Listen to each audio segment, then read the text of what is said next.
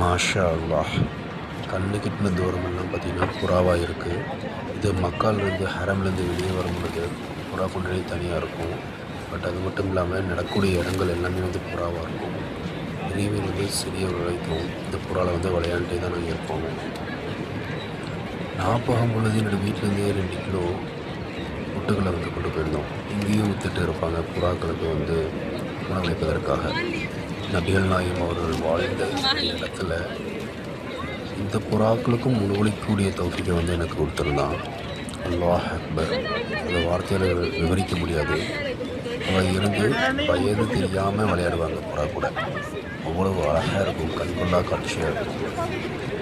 இந்த வீடியோ பார்த்துட்டு இருக்கிறவங்க உங்களுக்கும் இந்த இடத்துல போகக்கூடிய தௌஃபீக் அல்லாஹ் அதிகமாக கொடுப்பானாக. ஆமீன் ஆமீன் யா ரப்பல் ஆலமீன். இந்த இடத்துக்கு போனாவே அவ்வளவு மகிழ்ச்சி, மன அமைதி. உங்களுடைய தொழில், வியாபாரம், கஷ்டம், கடன் எதுவுமே ஞாபகம் இருக்காது. அல்லாஹ் மட்டும் ஞாபகம் இருப்பான். நம்ம அங்கே அமல்கள் செய்யக்கூடிய மட்டுமே மைண்ட் செட்டாக இருக்கும். அவ்வளோ அல்லாஹால அவ்வளோ பரக்கத்தை கொடுத்து வச்சுருப்போம். இந்த இடத்துல பார்க்கும் பொழுது எவ்வளோ அழகான இடம். இப்ராஹிம் கலீல் அவரோடதாக இது. அல்லாஹால உங்கள் எல்லாருக்கும் இந்த வாக்கியத்தை கொடுப்பானாக. அதிகமான துவா செஞ்சுக்கிட்டு இருக்கேன். இன்ஷா அல்லாஹ் இந்த வீடியோ பார்க்குறவங்க அதிகமாக துவா செய்யுங்க. நிறைய விஷயங்களை இதில் அப்டேட் பண்ணுறேன் இந்த சேனலில். இதில் போயிட்டு சின்ன சின்ன வீடியோக்களை பார்க்கும்.